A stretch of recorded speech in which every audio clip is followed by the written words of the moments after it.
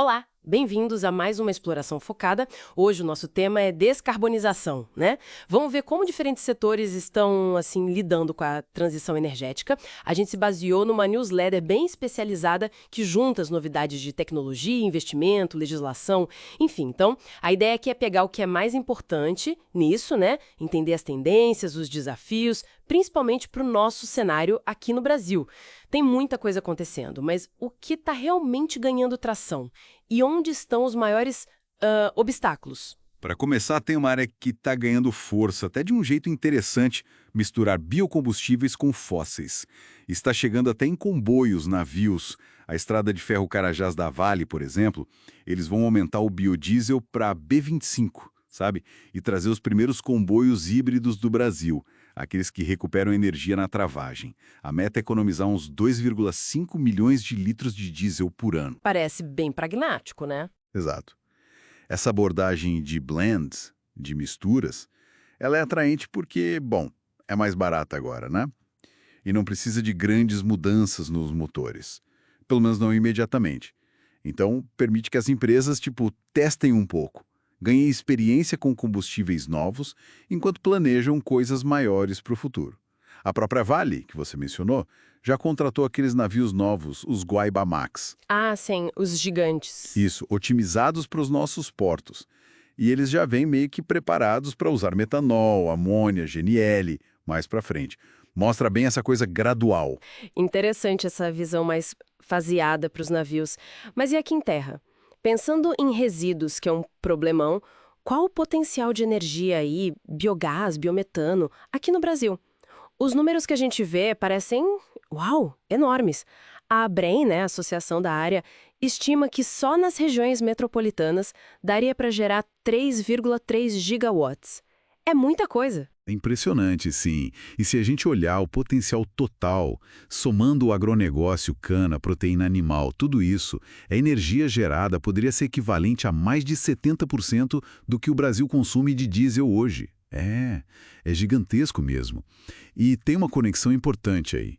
Essa aposta no biometano, ela se beneficia da expansão da infraestrutura de gás natural, como aquele projeto Raia da Petrobras, sabe? Que captou 3 bilhões em debêntures. Ah, sim, para um novo gasoduto. Exato.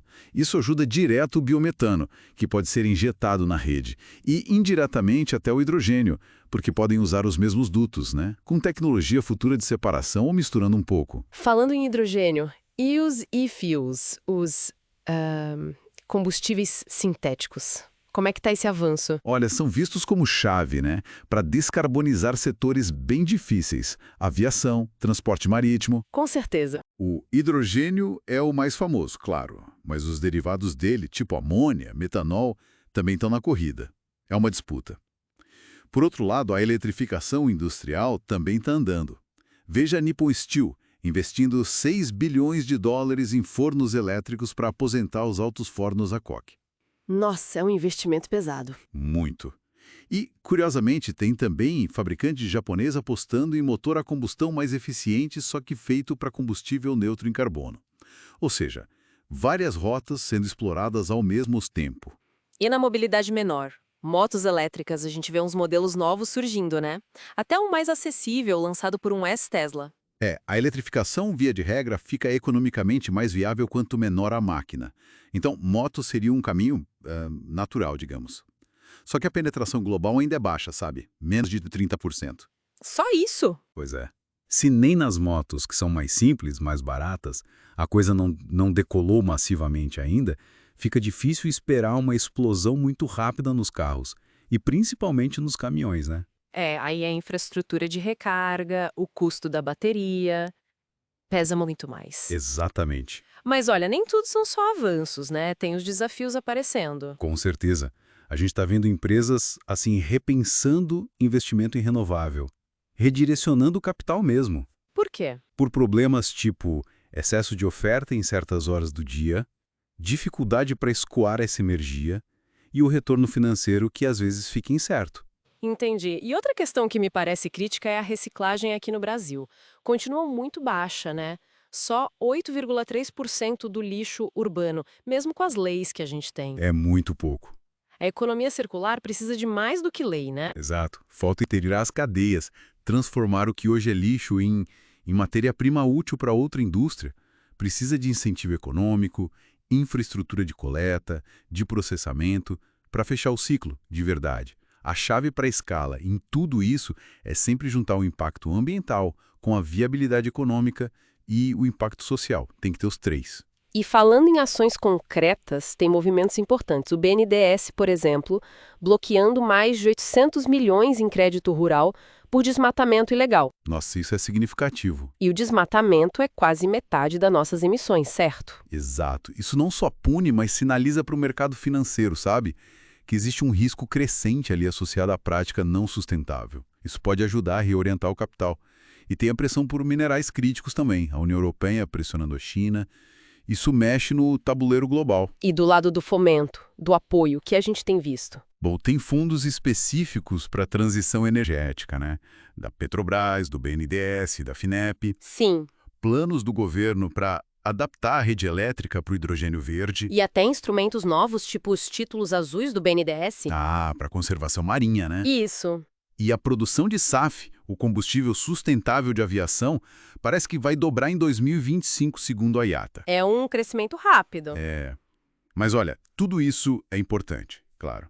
Anúncios, metas, mas o crucial mesmo agora é passar disso para medição concreta de impacto. Aquela nova regra da CVM, da Comissão de Valores Mobiliários, que exige essa análise de impacto material. Que a Vale já está antecipando, né? Exatamente. É um passo fundamental. A gente precisa de dados claros para saber o que está funcionando de verdade. Sair um pouco do discurso e ir para a entrega, né? Então, tentando resumir um pouco nossa conversa, a gente vê um avanço mais pragmático, com soluções híbridas, blends, um potencial gigante, mas ainda pouco explorado em biogás, biomassa aqui no Brasil. Muito grande. A eletrificação crescendo, mas com barreiras de escala, infraestrutura, e o desenvolvimento de e-fuels, hidrogênio, pedindo muito investimento, né? Fica bem claro que não tem uma solução única, uma bala de prata para descarbonização. É preciso um portfólio de tecnologias, muito investimento, políticas de apoio que sejam consistentes e, fundamentalmente, novos modelos de negócio, cadeias de valor integradas, como na economia circular. A sustentabilidade de verdade só vem quando o ambiental, o econômico e o social andam juntos. Não tem jeito. E fica a reflexão final, então. Com tanta aposta acontecendo ao mesmo tempo, eletrificação, biocombustível, sintético, até motor a combustão mais eficiente, como é que vai ser, de fato, o cenário de energia e mobilidade daqui a uns 10 anos? Considerando esses desafios enormes de infraestrutura, de recursos e a própria viabilidade econômica de cada caminho, né? É algo para a gente pensar.